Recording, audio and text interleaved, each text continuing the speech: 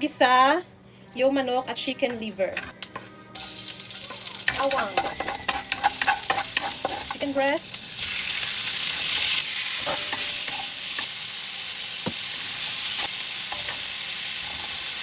Pag okay na yung chicken, separate ko, lagyan ko ng chicken liver. Separate ko ito mamaya. Sineperate ko na lang pala yung chicken liver, guys. Para mas mabilis siyang maluto. Tapos yung manok.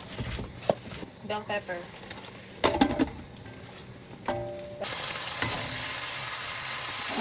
Ibabalik ko yung chicken. Konting tubig lang. Pakuluan lang natin, guys. Tapos pag kumulo na, ilalagay ko na yung vegetables. Para mas malasa. Okay na mga madam. Kumukulo na. Luto na yan. Luto na yung ating chicken. Liver. Repolyo, cabbage. Madaming repolyo. Diba? Wow. Napaka-healthy. Ready na for lunch, guys.